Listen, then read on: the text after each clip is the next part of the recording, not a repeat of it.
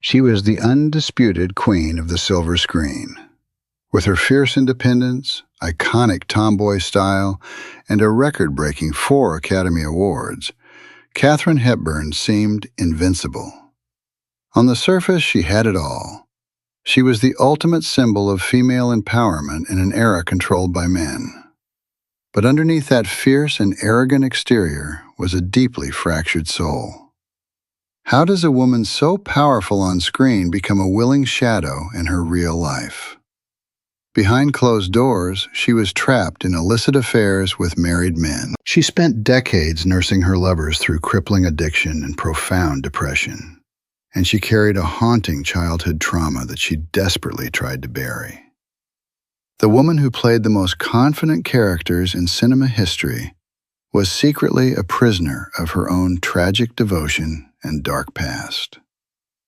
This is what really happened to Katharine Hepburn. Before we travel back in time to the Golden Age, let me know in the comments where you're reading from.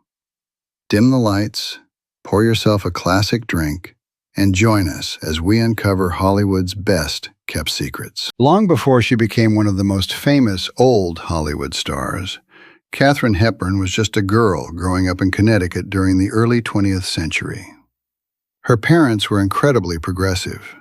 Her mother championed the women's suffrage movement and frequently took young Katharine to political demonstrations. While other girls her age were taught to be quiet and obedient, Katharine was encouraged to be bold. She despised the traditional expectations placed on girls. She chopped off her hair, wore boys' clothing, and demanded that everyone call her Jimmy. Instead of punishing her tomboy nature, her parents celebrated her authentic self. This unconditional support gave her the fierce independence that would later define her career in classic cinema.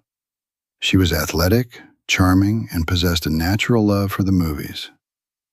But little did she know, a devastating Hollywood tragedy was waiting to unfold long before she ever reached the silver screen. The turning point of her life happened when she was just 13 years old. It was Easter break, a time meant for joy and family. Katharine and her older brother Tom, whom she adored deeply, went on a trip to New York to stay with their aunt. They seemed to be the perfect picture of youth and happiness. But the morning after a seemingly normal outing to the theater, the young girl woke up to a living nightmare. She walked into a room and made a discovery so disturbing it would haunt her until her dying breath. She found her beloved 15-year-old brother dead. He had taken his own life. A child finding her own sibling in such a state is an unspeakable horror. This untold story of grief became the defining crack in her foundation. The fearless girl who demanded to be called Jimmy died in that room alongside her brother. The tragedy alone was enough to break anyone, but what followed was equally chilling. Denial crept through her grieving family like a poisonous disease. Her parents flatly refused to admit that Tom had committed suicide.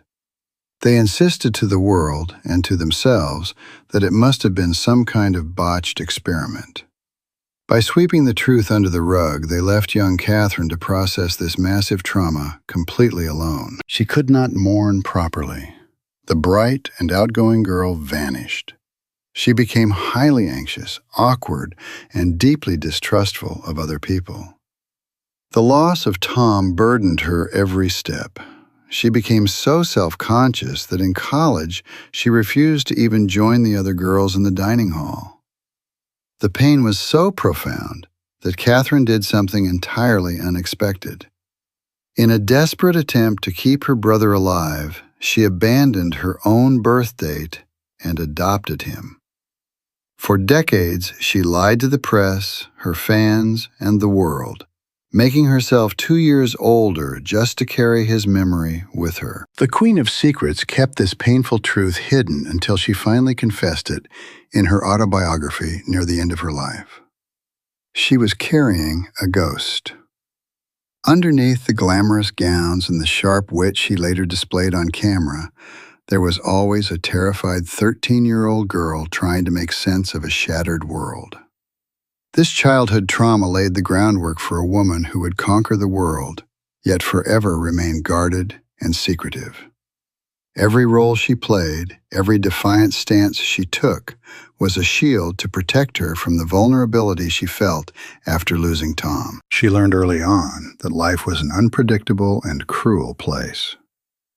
Believe it or not, Katharine Hepburn was not one of those old Hollywood stars who made a sudden leap to fame.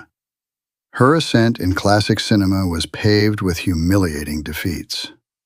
She started in theater, and at first she stumbled in the most humiliating ways possible. Critics tore apart her piercing voice. During her early theater career, after only a month into her job as an understudy, she was suddenly called on to fill in for the lead role for opening night.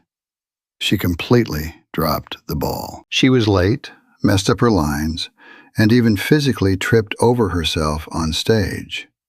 Theater companies kept firing her, refusing to see the raw talent hiding beneath her awkward exterior. When she asked dramatist Philip Barry why he did not want her in his play, his response was so painfully honest, it cut her to the core. After being fired, she consoled herself by getting married. She sparked up a romance with Ludlow Ogden Smith, a socialite businessman. Smith was a doting husband, supporting his wife both emotionally and financially. But Katharine was driven by a ruthless ambition. After only a few weeks of playing the wife, she was dying to run off and get back to her career. Through their 6 years of marriage, she exploited her husband's deep devotion for her. His affections were never fully reciprocated. Her heart was made for the theater, and she forged forward, hoping to prove everyone wrong. Just as she began to flounder, fate intervened. In 1932, she got her big break in The Warrior's Husband, a Broadway show that finally earned the positive reviews she had been dreaming of. And like any proper Hollywood fairy tale, there was a scout in the audience who could not take his eyes off of the magnetic lead. In the blink of an eye, she was at RKO Studios for a screen test. Landing a role in the film A Bill of Divorcement was a chance of a lifetime. Yet, true to her fiercely independent nature, she laid down the law. She demanded $1,500 a week, which for an unknown actress was unheard of. The studio took a massive risk in casting her, but they would not regret it. Although the movie was her very first screen acting gig, she seemed completely unfazed by the pressure. She did not wilt, she blossomed. When her debut performance hit the big screen, critics were awestruck. On the strength of the film, RKO signed her to a long-term contract. The world of classic cinema had never seen anyone quite like her. Just 2 years later, she won the first of 4 Oscars she would win in her career. Yet, highlighting the stark contrast between her public triumph and her private rebellion, she never once attended an Oscar ceremony. Her winning streak was a testament to her sharp mind. When her career faced turbulence years later, she did not wait for the studios to save her. She took absolute control. Thanks to a generous ex-boyfriend, she had the film rights to the Philadelphia story hidden in her back pocket. She sold the rights to the best studio in the business, MGM, but she called all the shots. She picked 2 legendary actors to flank her, Cary Grant and Jimmy Stewart. This movie was tailor-made to restore her reputation, and she needed audiences to fall in love with her all over again. It was a masterful plan, and only a sharp-minded actress like her could have pulled off one of the most impressive comebacks in Hollywood.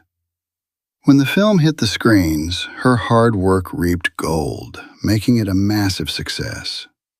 She followed this triumph with another powerhouse project, a rom-com titled Woman of the Year. Once again, she got the ball rolling, winning herself a fair share of power in the process.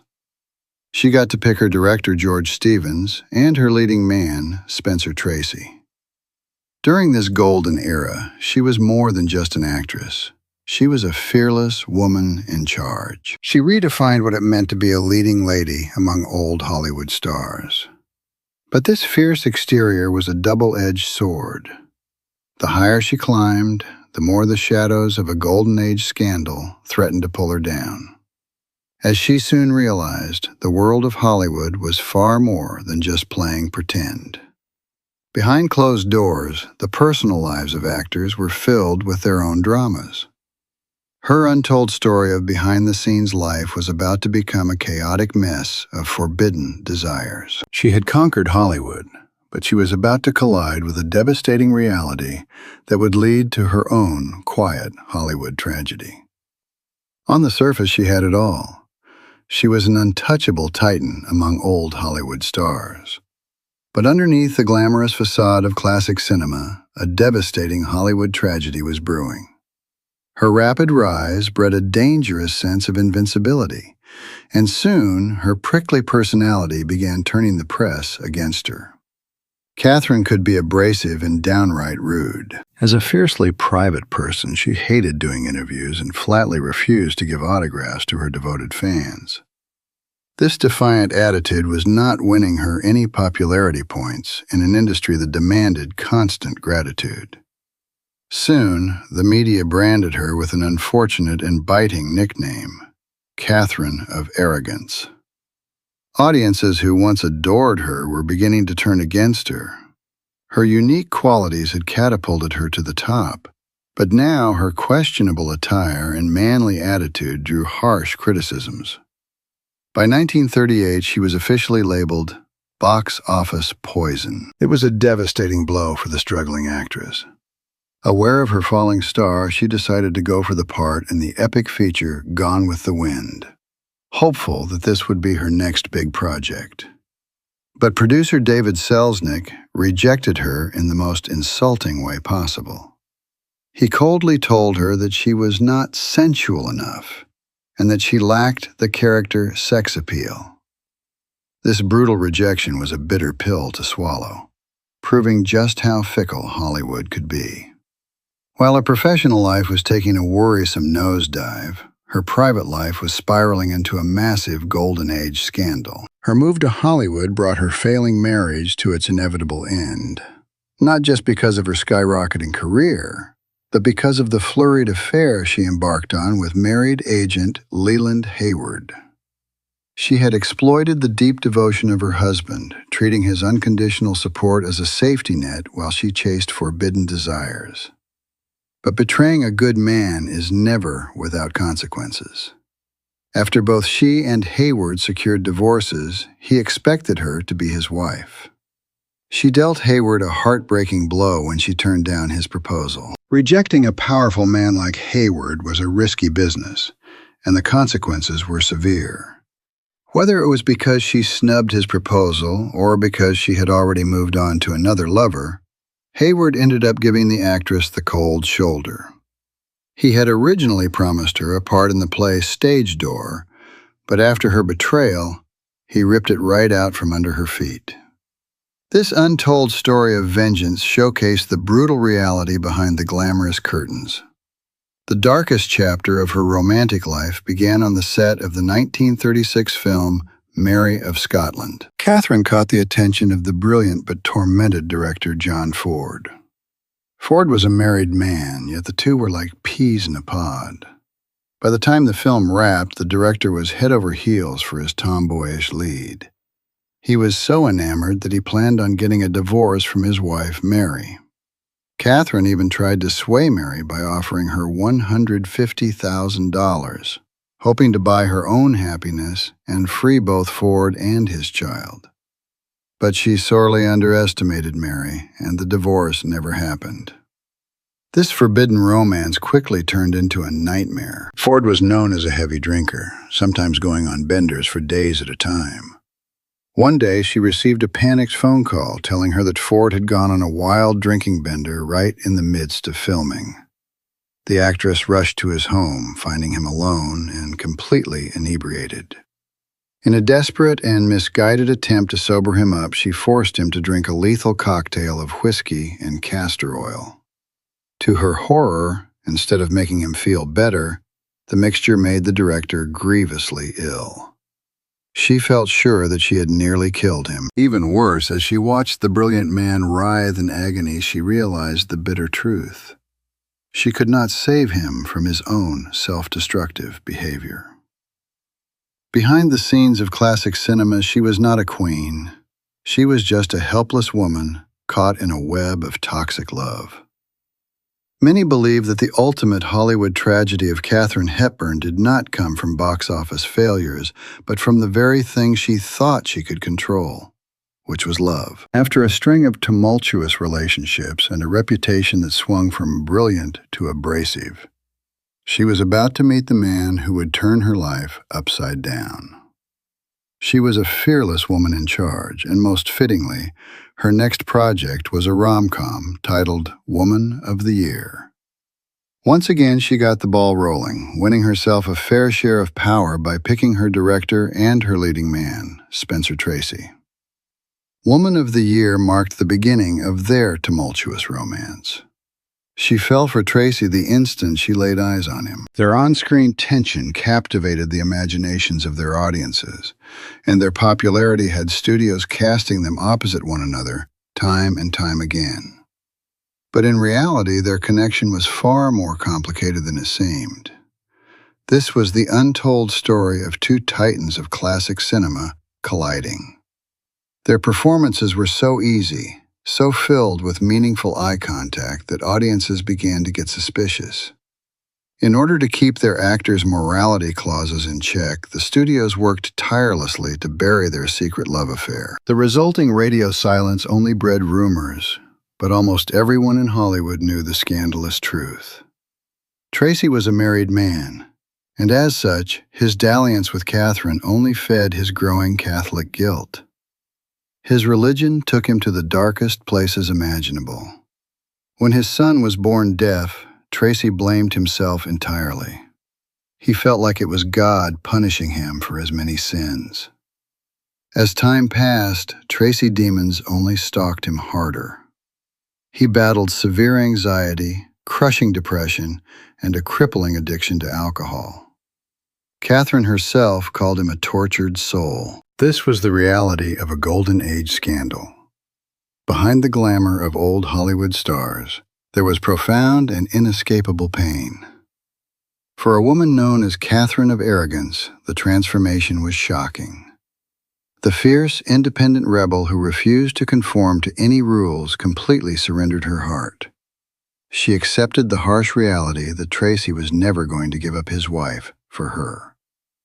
His devotion to his religion simply would not allow it.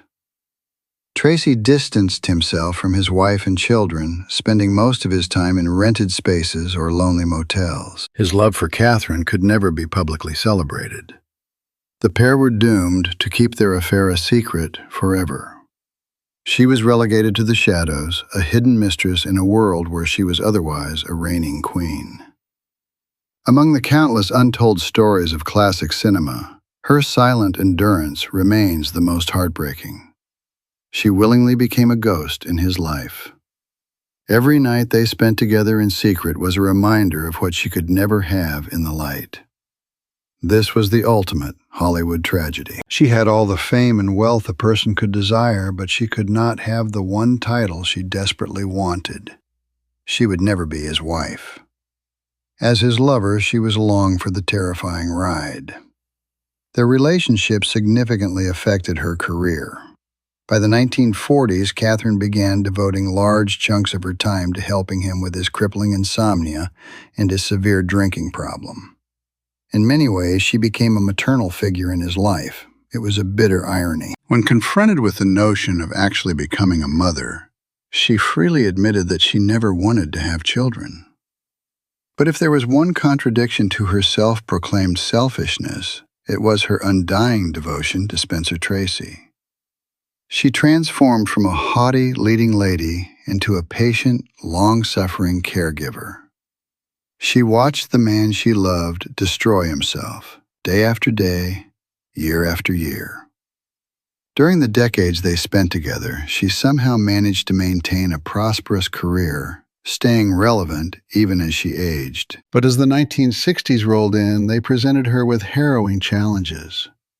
Spencer Tracy's health went into a rapid and terrifying decline. Faced with the prospect of losing the love of her life, Katharine made a decision that stunned the industry. She stepped away from acting entirely for 5 whole years just to care for him. This 5-year hiatus was an unimaginable sacrifice for someone of her stature among old Hollywood stars. But to Katharine, the choice was simple. No script, no director, and no amount of box office glory could pull her away from his side. The golden age of Hollywood was built on illusions. But her devotion to this broken, tortured man was the most real thing she had ever known. She traded the bright lights of classic cinema for the quiet, depressing reality of terminal illness. She bathed him, fed him, and watched life slowly drain from the man who held her heart captive. She was no longer a movie star. She was just a woman hopelessly in love with a dying man, waiting for the inevitable end in the dark shadows of a glorious but cruel Hollywood existence. The breaking point of her life arrived in the summer of 1967. After a devastating 5-year hiatus from classic cinema, Katharine and Spencer Tracy both returned to the screen for their 9th and final film together, Guess Who Is Coming to Dinner? It was a bittersweet experience. On June 10, 1967, only 17 days after the film wrapped, Spencer Tracy died. His secret partner and devoted love, Katharine, was at his side as he took his final breath. But the true Hollywood tragedy was what happened next. Still respecting the sanctity of their secret, she did not even attend his funeral. The woman who had sacrificed her career and her heart for this man was forced to mourn him in complete isolation, locked away from the prying eyes of the press. It was the ultimate sacrifice to avoid a massive Golden Age scandal. She stayed home, pacing the floor, while his wife and the rest of the world publicly mourned the man she had secretly nursed through the darkest nights. It was a silent, agonizing goodbye to the only man she truly loved. Although the loss of Tracy left a burning void in her personal life, Katharine handled her grief in a singular way. Initially, instead of completely shrinking away from the limelight, she raced toward it, winning her 3rd Oscar for The Lion in Winter. But as the decades passed, the glittering, chaotic world of old Hollywood stars began to lose its appeal. As she grew older, her contemporaries, friends, and lovers began to disappear. She slowly retreated into a quieter, more solitary existence. She sought refuge in the place she loved the most, her family home in Fenwick, Connecticut. There, far away from the flashing cameras and the relentless demands of classic cinema, she found a semblance of peace. She remained a force to be reckoned with. Her athleticism did not cease with her old age, and she continued to play tennis almost daily, well into her 80s. To soothe her profound loneliness and the quiet echoes of her empty house, she even discovered new hobbies like painting. Yet the untold story of her past was not done haunting her. In 1973, Katharine was unexpectedly reunited with one of her supposed flames, the legendary director John Ford. Ford's grandson was writing a book about him and arranged a meeting between the two. He recorded their conversation, but when he left to grab something from his car, he left the tapes rolling, entirely unaware they were still being recorded. Left alone and assuming the tape had stopped rolling, Katharine and Ford continued to talk and unwittingly reveal the heartbreaking glimpse into their darker history. On his deathbed, Ford confessed his lingering feelings, telling Katharine that he loved her. Her whispered reply, telling him it is mutual, was captured forever on tape. That private moment is at least some evidence that they had a deeper history than most believed. John Ford would die in August of that same year, taking another piece of her fractured heart to the grave. Once again, she was the strong survivor, left behind to carry the memories of the brilliant, broken men she could never truly call her own. This was the hidden life of a cinema legend. While the world worshipped her strong, independent characters on screen, Her reality was a quiet estate where she painted away the hours, fiercely guarding the ghosts of her devastating Hollywood tragedy. Throughout her entire life, Katharine faced relentless criticism about her boyish looks, fashion sense, and her masculine attitude. She had no real interest in marriage or babies, and as a result, the media began to wonder whether she was a lesbian. But the Golden Age scandal did not end there. Once she was linked to Spencer Tracy, the rumors expanded to include him as well. Just as there is controversy surrounding her supposed relationship with John Ford, there is also a great debate about her relationship with Tracy. Some observers of classic cinema believe that their affair was actually a brilliant cover for their true desires, suggesting that Katharine was a lesbian and Tracy was a gay man. The actor struggled with depression, is often cited as a consequence of his repressed feelings. Whatever the case may be, the speculation could not detract from their unique bond, an undeniable connection that survived the many barriers that stood between them. For decades, this untold story remained locked away. Still respecting the sanctity of their secret, she waited until the death of Louise Tracy in 1983 before she finally revealed the truth about their hidden life. She was the ultimate queen of secrets. After her brother passed, her grieving process drove her to change her birth date to his, making her 2 years older. She kept this painful lie alive until she published her autobiography, wherein she finally confessed her real birthday to the world. Even into her 80s, Katharine was a force to be reckoned with among old Hollywood stars. But time eventually catches up with everyone. In the spring of 1993, her health finally took a devastating hit. Up until then, she had continued to act, but after being hospitalized for exhaustion, her physical decline began in earnest. 3 years later, a severe bout of pneumonia came for her in a brutal way. By 1997, the outlook for the legendary actress was undeniably bleak. She held on for 6 more years, proving her incredible resilience, but it was an incredibly difficult time. The fierce woman who once dominated classic cinema now struggled with dementia. This was the final quiet Hollywood tragedy of her long life. Finally, in 2003, she passed away from cardiac arrest. But amid the sorrow, there was one beautiful silver lining. The 96-year-old icon of the silver screen had closed her eyes for the last time in the place she loved the most, her family home in Fenwick, Connecticut. Her passing marked the quiet end of an era, closing the book on one of the most brilliant and tormented lives in cinematic history. Katharine Hepburn was more than just a name among old Hollywood stars. She was an absolute force of nature who redefined classic cinema. On the silver screen, she was the ultimate symbol of fierce independence and unapologetic power. But her real life was a profound Hollywood tragedy. The woman who refused to conform to societal rules spent her entire life running from the ghosts of her childhood and sacrificing her own happiness for the broken men she loved. She proved that all the fame and influence in the golden age of Hollywood could not buy inner peace. Behind the rumors and the Golden Age scandal, there was just a human being desperate to love and be loved. She gave up everything to be a caregiver in the shadows, choosing a painful reality over a glamorous illusion. In the end, her life teaches us that success is not just about the awards you win or the box office records you break. It is about living authentically, even when it hurts. She did not just act out tragic stories on screen.